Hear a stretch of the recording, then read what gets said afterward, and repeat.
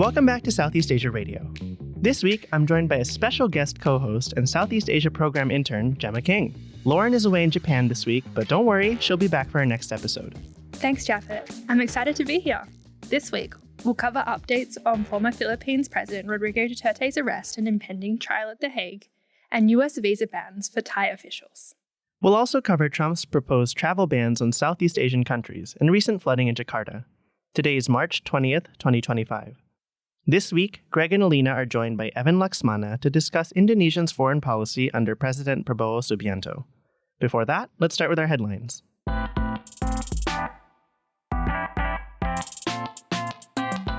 First, there was big news coming out of the Philippines last week. Former President Rodrigo Duterte was arrested on March 11th by Philippine authorities at the Manila airport. The International Criminal Court had issued a warrant for his arrest for alleged crimes against humanity related to his war on drugs, which may have killed as many as 9,000 people. Duterte was put on a plane and sent to The Hague that same day and is now in custody at the ICC's detention center. The following day, Duterte's daughter and current Philippines Vice President Sara Duterte headed to The Hague in support of her father and to organize his legal team. Meanwhile, Sara is having political troubles of her own. She really is. On February 5th, the House of Representatives voted to impeach the vice president over corruption and for threatening to kill President Ferdinand Bongbong Marcos Jr. She's currently awaiting her own impeachment trial, which is likely to take place after the Senate reconvenes in July. And back to her father. On March 14, Rodrigo Duterte appeared in front of the ICC for a hearing via video link, where his lawyer argued that the former president had been abducted and was too ill to give evidence. Huh? But according to the presiding judge, Duterte had been assessed by the court doctor and was fully mentally aware and fit. The hearing on the confirmation of charges will begin on September 23rd, 2025. And if this does go to trial and Duterte is convicted, he could face a maximum sentence of life in prison. All of this is taking place right as the Philippines is gearing up for midterm elections in May, which is just over a month away now. Japhet, last week you wrote a great article breaking down what Duterte's arrest might mean for the Philippines' political landscape going forward. How might this affect the outcome of the midterms? It's complicated. Right now, Marcos's Senate picks are ahead in opinion polling, but Duterte's arrest could energize his voter base. In the past, Duterte-aligned protests have had a remarkable ability to mobilize quickly in support of the family. We've already seen Duterte's allies, including his daughters Sara and Kitty, and Senator Christopher Bongo, come to his support. Right. Sara Duterte remains one of the most popular candidates ahead of the 2028 presidential elections, so her father's arrest may solidify her base and bolster her political fortunes. I guess we'll have to keep a close eye on this to see how things develop. Yes, we will. Right now, it's unclear whether Rodrigo Duterte's arrest marks the end of his family's time at the top of Philippine politics or the start of their resurgence. Back in the US, Secretary of State Marco Rubio has announced sanctions on officials from Thailand involved in deporting 40 Uyghurs to China in February this year. In a statement issued on March 14, Secretary Rubio said that the US would apply visa restrictions to current or former government officials responsible for or complicit in the forced return of groups with protection concerns to China. In the statement, Secretary Rubio cited China's long-standing acts of genocide and crimes against humanity committed against Uyghurs, calling on governments around the world not to forcibly return Uyghurs and other groups to China. Earlier this year, the UN warned that the Uyghurs could be at risk of irreparable harm, including torture and ill treatment if returned to China. This is particularly notable because Thailand is a treaty ally of the US, and this is the first time the US has imposed visa bans on Thai officials. It's believed that the Chinese government may have put pressure on Thailand to send the Uyghurs back to China. So when the US, Canada, and Australia offered to take in the refugees instead, Deputy Thai Prime Minister Ras Jalichandra said that his country could face retaliation from China if it sent the Uyghurs to a third country. The Thai government has repeatedly defended the secretive deportation, saying it was the best option to avoid backlash from Beijing. Thailand has been seeking to deepen its trade and investment ties with China to boost its economy, so it's likely that Thailand was willing to go along with returning the Uyghurs to keep up its diplomatic relationship with China. This move to ban visas for Thai officials isn't all that the Trump administration is doing to block certain individuals from entering into the US. Last week, the New York Times reported that the US government is considering targeting as many as 43 countries as part of its ban on travel.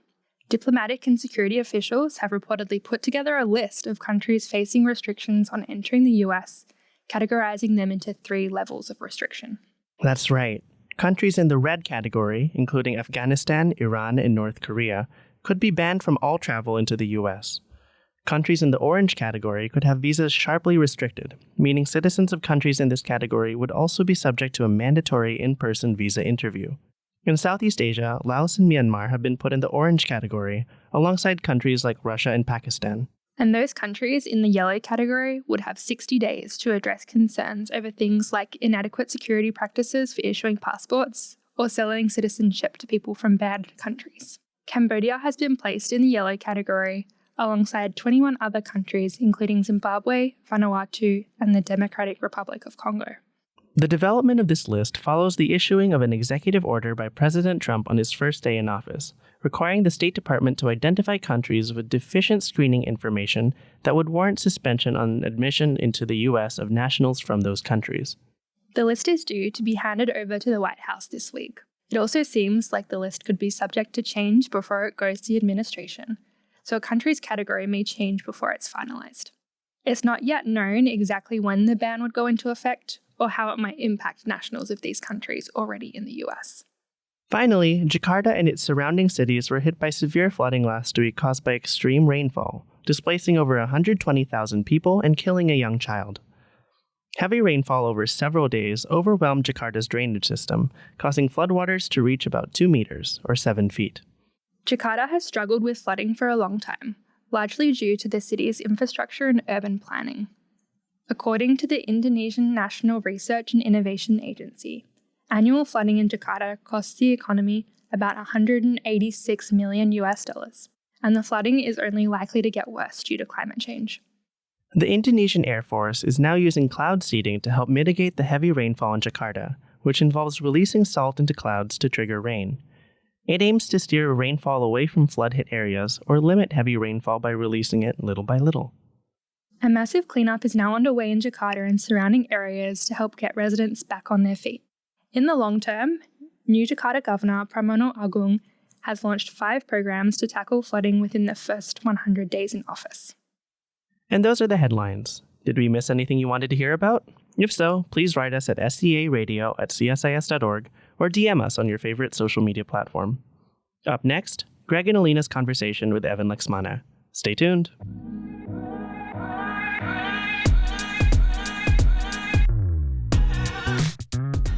Welcome back. I am Greg Poling with CSIS, joined as ever by the inimitable Elina Noor of the Carnegie Endowment. Hey, Elina. Hey, Greg. Wow, your command of adjectives is so impressive. I don't know how to keep up.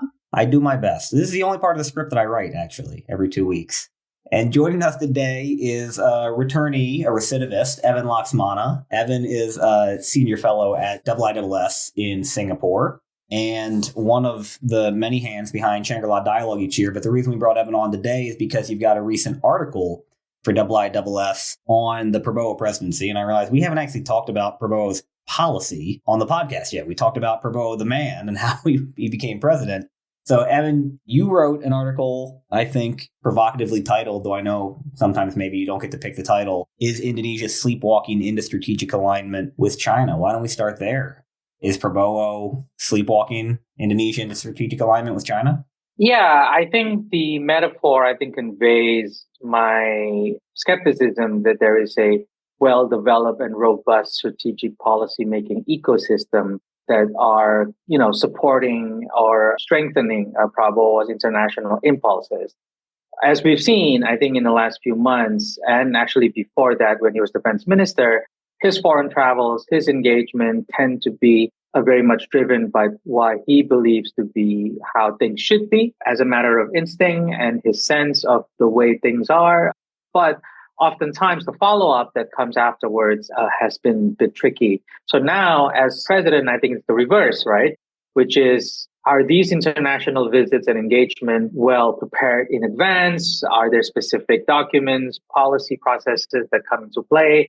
And I think the case of the joint statement with China back in November kind of suggests to me, at least, that it's not, that there are things that are largely driven by his own thought process and impulses. but the foreign ministry and the foreign policy process has not really kicked in a way that would have prevented Indonesia from siding or agreeing with China's maximalist positions on many issues, from South China Sea to Xinjiang and even to Taiwan. And so with all of these issues at play, I am of the opinion that as of right now, short of a major overhaul of the foreign policy making ecosystem, I think Indonesia will sleepwalk into not just a strategic alignment with China, but in other major strategic choices as well, whether it's BRICS, whether it's with Europe or with the Americans, because a lot of it is basically Prabowo running on mood and momentum. So just to be clear, Evan, what you're saying is that, and maybe I'm getting this completely wrong, is it Prabowo's instinct and impulse to drive on automation into this alignment with China? Is this deliberate, or is this based on what you just said, his mood and whims? I think certainly there is some truth to the argument that Prabowo, in all of his meetings with his foreign counterparts, whether as defense minister and as president, he does have a tendency to try and please his counterparts in those meetings. But I think when it comes to China in particular, I do think that from public records, his speeches and all of those things, he doesn't seem to want to take a competitive posture vis-a-vis China. And his instinct is always to build around some form of cooperation and engagement. And that as long as Indonesia gets to benefit from such posture towards China, he's willing to walk that line. So I think there is an instinct in that sense, an impulse to be cooperative with China in general, especially when we consider the economic potential benefits. But in this particular instinct, that impulse was not necessarily watered down or sharpened or improved by the lack of involvement of the foreign ministry's processes. So had there been a strong processes from the foreign ministry, maybe those impulses would be better situated and contextualized and properly articulated as opposed to all instinct. So this is where I feel like the instinct alone may be important, but it's not always the primary factor. So when Prabowo went to Beijing in November and signed the joint statement that got so much flack because of the South China Sea language, I mean, it took less than 48 hours, right, before Kemlu, the foreign ministry, issued a statement basically retracting that portion of it, saying nothing about our South China Sea policy has changed. So, I mean, on the one hand, I guess we can tell from Prabowo's own statements, or I think it was Sugiono who made the statement that basically said, look, this is the reality of the world, right? Law is very nice, but we have to recognize power. But they also, neither Prabowo nor Foreign Minister Sugiono seem to care enough to stop the bureaucracy from then walking it back. So, I mean, that suggests to me that Prabowo, similar to, say, a Trump, kind of goes with his gut in these meetings, but he's at least open to the corrective of the bureaucracy afterwards. Or was this maybe a one-off? So what I think is interesting about that retraction, if you actually look at the sequence, when it was issued the first one by Chinese foreign ministry. And then comes the retraction from the Indonesian foreign ministry. And then the Indonesian foreign ministry issued the whole statement. So it's interesting for me that the Indonesian foreign ministry issued a retraction before actually issuing the joint statement. Because then what exactly are you referring to? But if you look at the text carefully, and I've heard this from various friends across the region, it seems quite likely that the original draft was written by the Chinese side, and that with the expectation, of course, being the host, that when you draft the first form of the joint statement, that it will be negotiated and find some middle ground, as always. But that did not really happen. And so when it comes to the retraction, if you look at the retraction, it refers to the 9-dash line in particular, but it also actually sidestepped the overlapping claims part that somehow merits a joint development to begin with. And then the notion in the clarification or retraction that it's still, there's a line there about pursuant to relevant laws and regulation. And because Indonesia's laws are based on UNCLOS, then things will be fine. When in fact, actually, when you don't put in the word 1982 UNCLOS in the statement, it also refers to Chinese domestic laws. And so whether or not Indonesia now adheres to Chinese Coast Guard law, for example, is an interesting question. And certainly, I think it violates Indonesia's own domestic laws on state borders, in which it explicitly says Indonesia only has borders and therefore negotiations with 10 countries, none of which included China. And so despite the retraction, which I thought was mostly, for lack of better terms, the influence of some key individuals within the foreign ministry as a damage control reaction. And in fact, that sort of continued to the point of the joint statement with the Americans, where I think Indonesia inserted a line in the joint statement with the Americans about the 2016 tribunal ruling. I think that's all fine as a matter of damage control, but it also doesn't retract the joint statement with China. It already puts on paper that there is such a thing as an overlapping claim. And if you push that further, how did this overlapping claim about? And they'll say, well, we'll see how it goes when we negotiate the location of those things moving forward via the joint committee. So we don't really know much beyond that.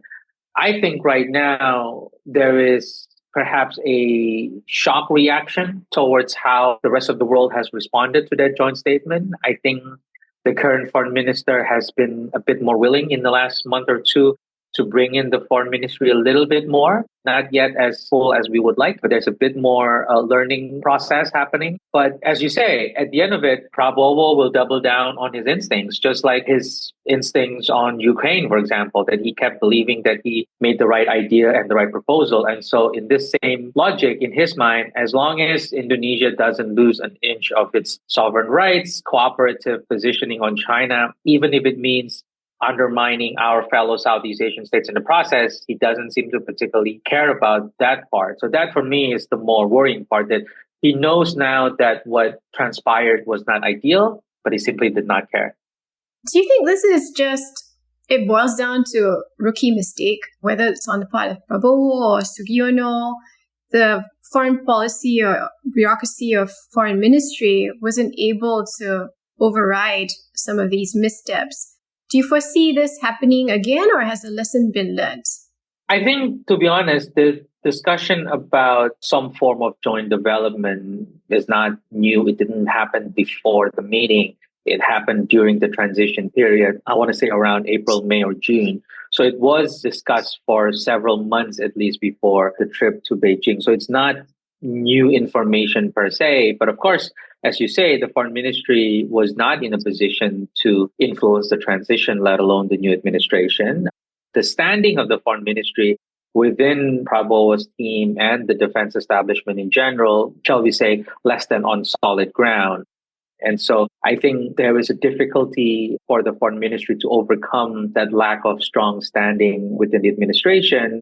And so that made it harder, I think.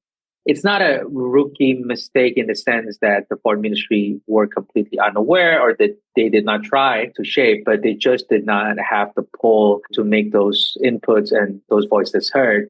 I think for the time being, quite honestly, I don't feel the foreign ministry is settled yet. I think this division of labor between the three vice ministers, who gets to do what, the morale, I think, has been very low. It has made worse by the budget cuts. I've seen pictures of the foreign ministry go dark at 5:30 p.m. And I think the learning process for Sugiono has also been slow. And keeping in mind, Sugiono remains an active political party official, and he works with the president a lot, which means more than half of his time is not really spent inside the foreign ministry. And when he does, it's ahead of a trip, it's ahead of a speech, and not on a daily kind of basis and engagement. So I think he's learning a bit more. I've been told that he's been more willing to bring in foreign ministry officials into meetings and conversations. He certainly is sharp enough to understand what he needs to know. But whether or not Sugiono himself can override and say no to the president when the president wants something, that's a different question. I think the hope inside the foreign ministry is that Sugiono's close personal relationship will become a two-way street. Not just Prabowo can put his views known to the foreign ministry to be executed, but the foreign ministry can then hope that Sugiono can also articulate foreign ministry views to the president. That, I think, is perhaps the aspiration for the time being. But I don't really see yet a situation where Sugiono would use his capital to promote foreign ministry views just yet. What about the role of the defense ministry and the armed services, right? Because Prabowo was a general, deep connections to the military, was defense minister. Months before the trip to Beijing, we saw the standoff with the Chinese Coast Guard over the new drilling operations in the Northern Tuna Sea, in which the Indonesian Navy and Bakamla did this really unusual for Indonesia thing of releasing like 2 weeks worth of video and photos documenting the Chinese bad behavior. And it was suggested to me that was the Navy kind of testing the waters with the new president to see what they could get away with. And what they got away with apparently was doing that for 2 weeks before anybody told them to stop, which is probably a week and a half longer than Jokowi would have let it go. What do we make of that component of the influence from the government to Prabowo? Well, there is certainly a wider unresolved tension, I would say, if not consternation within the defense establishment going back to his time as defense minister, because the way that Prabowo had preferred to do things is that he gets to tell the armed services what to buy, for example, in terms of procurement. And for a long time, the practice is the reverse, right? Each of the services get to determine their own procurement plan. So there is a bit of some consternation around how procurement is done. And of course, the kind of inter-service rivalry between the Army Special Forces and the rest of the establishment, whether it's Navy, Air Force, or the wider Army, is also there. So the preference for Prabowo, for example, to elevate the Army Special Forces guys into key positions is certainly a part of that tension. And that, I think, has continued on to the administration. But whether or not that directly and immediately shaped the response is not entirely clear to me, because there's also an unresolved tension between Navy and Bakamla, as well as others. So I tend to see it less about the Navy testing the new administration as much as I think both the Navy and Bakamla wanted to prove their worth to the administration. Because let's be honest, all of this were taking place in the middle of the so-called retreat of the incoming cabinet ministers at the military academy. Nobody is going to play a command central room and direct these massive engagement and campaign from the middle of the military academy.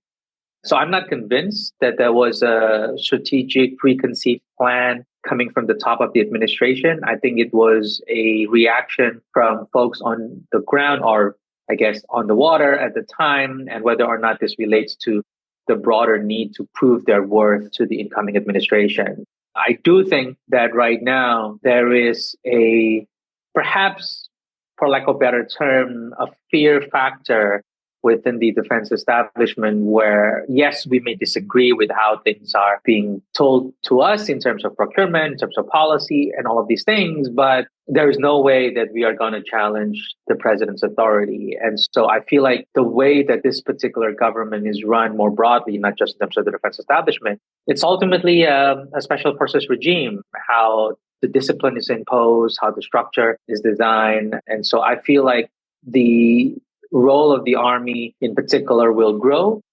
certainly in a weird way, to compensate for what they perceive as losses against the police over the last 10 years under Jokowi, who had seemed to be favoring the police a little bit. And so I feel like in the process of this tension, Indonesia's hard-earned democratic civil military relations over the last 20 years will be eroded in the process. It sounds like the pieces haven't quite fallen into place. Or maybe they have, and is this the new normal for Indonesia for the next few years? And if it is that necessarily such a bad thing, given some of the other examples of running a government that we've seen elsewhere? And we all know who I'm talking about. So, I mean, is this part of a larger trend? And if so, is this something that we should be gearing ourselves for the longer run? I think certainly Prabowo, just like some other administration, is not a blip. I think this is a part of the longer trend. In Indonesia, the trend of lack of trust in political parties and governance, and therefore necessitating the creation, for lack of better terms, a parallel government backed and executed by security establishment, is not unusual in Indonesia's history. But I think the demand for it has grown a little bit for the last 5-10 years. whether or not Indonesia's sort of broader democratic institutions can be twisted and turned going back to the New Order days may be a bit too far. But I do think it wouldn't be because of lack of trying. I think it's just the necessary competence to actually do that is not very straightforward. People forget under Suharto, despite the military-backed authoritarian rules, Suharto also relied on a lot of experts and competent people who run the country, which I'm not sure that's readily available today for Indonesia. So for me, I think the chaos of the first 3 months of the administration, particularly with these kinds of budget cuts and new sovereign wealth funds and what have you, shortcuts and changing the rules if it doesn't suit you, I think will be the new normal. All the confusion and maybe missteps aside, one thing it seems we can't fault Prabowo is his ambition as a statesman, right? As opposed to President Jokowi, who for 10 years, I think felt that it was almost premature to even think about Indonesia's place in the world until his development agenda was complete. Prabowo clearly views himself as a statesman and Indonesia as a pivotal player within the global south and maybe a middle power. We've seen that with the visits to China, India, US, welcoming President Erdogan and joining BRICS. I'm not sure how coordinated all of this is. Do you think there is a plan of some sort there, or is it just that Prabowo feels that this is what the leader of a middle power should be doing, so he's going to do it? What I think is interesting about that is certainly, well, first of all, I don't think Prabowo sees Indonesia as a middle power. I think he sees Indonesia as a big power, which is why one interpretation for why he hasn't said much about ASEAN is because, yes, he thinks ASEAN is important, but it's a small stage. He wants the bigger stage. He wants the global stage, hence all these visits and trips and engagement. But you're right. I don't think it is coordinated under a particular strategy that's backed by robust policy system and processes. I think it's what he thinks he should be doing, what he thinks he wants to do, what he thinks he believes to be the right way of balancing great powers, in his words. But I'm not sure if there is a specific set of goals. I feel like a lot of the things that has been transpiring in the last few months always goes back to this notion of, this is merely a reflection or the implementation of Indonesia's independent and active foreign policy. But the next question is, independent and active foreign policy for what ends? That's never clear to me. Independent and active or non-alignment shouldn't be the goal in itself. It should be a means to an end. What that end is, it's not clear to me. A set of, okay, you go to India, you go to US, you go to China. Yes, some of these things led to specific economic deals. Okay, but that's always been Jokowi's mode. That's always been a lot of presidents' mode, right? It's not just him. What's different from your trips? What's different from your engagement? What is the bigger goal? It's not entirely clear. In the annual press statement that Sugiono gave in January, which is his second big speech as foreign minister, there's a phrase there that did not get airplay, but I thought was interesting because there's a phrase that calls for Indonesia to find regional and global supremacy. The word used is actually supremacy. What that means, it's not entirely clear. Is it merely, the grandeur welcome of Prabowo and big speeches in major capitals? Is there an actual role to be played? For example, the peacekeeping idea. Is Indonesia going to provide peacekeepers in Myanmar, in Ukraine, in the Middle East? Is that what an active Indonesia looks like beyond the visits and engagement? Is it participation in major platforms? BRICS is one, sure. But what exactly are the ideas that are being proposed by Indonesia as far as global security or global issues of the day? So that's the part that I'm not entirely clear yet. Some of the ideas that have been put to the table came from when he was a defense minister. As president, it seems to be quite normatively standard. So yeah, compared to Jokowi, certainly Prabowo is very much a foreign policy president. But what that policy looks like or what the strategy is, not clear to me yet. Again, it seems as if Prabowo and his cabinet, they're running, but as you pointed out, Evan, not quite sure where the direction is just yet. And I wonder if some of the initiatives that he started at home, like the sovereign wealth fund idea, for example, is meant to plug some of the financial gaps to really take Indonesia to those places he wants the country to go on the international stage? Because he seems to be fighting fires on different fronts. I mean, the school meal idea is still not fully funded just yet. And now there's this whole sovereign wealth fund idea. Is he just fighting fires everywhere? I think there is certainly a realization moment that, there's a big difference between campaigning and governing, right? And that some of his ideas proposed during the campaign may be hard to do as president, as the free meal program has demonstrated.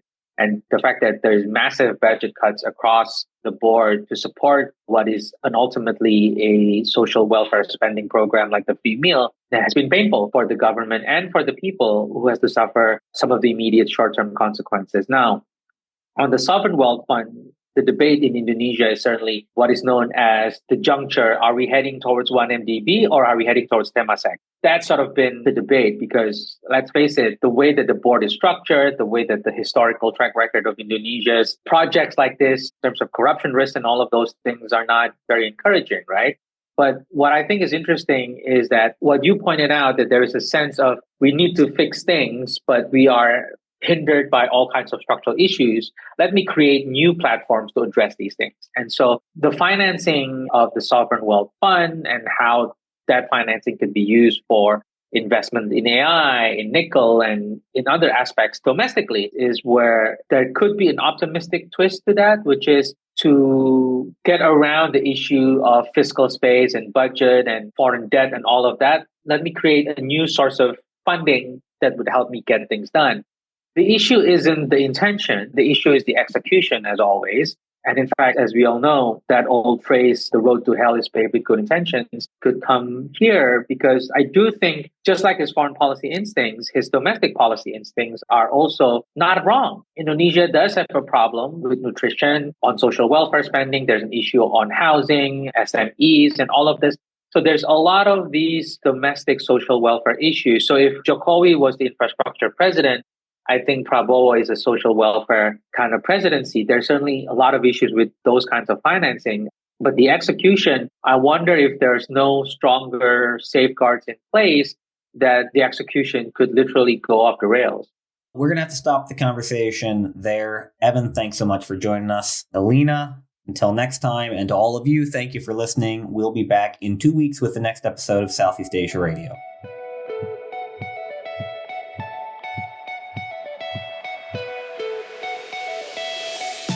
Thanks again for joining us for this episode of Southeast Asia Radio. Feel free to write us with any comments, questions, or feedback at searadio@csas.org, and we'll be sure to answer any burning questions you may have. Do us a favor and subscribe, and give us a rating on Apple Podcasts or Spotify or whatever streaming platform you listen to us on. Tell your friends about us. Marla Hiller is our producer, and our other intern is Sophia Data. Our co-hosts today were Greg Poling and Elina Noor. My name is Japhet Kitson. And I'm Gemma King. We'll see you in 2 weeks for another episode of Southeast Asia Radio.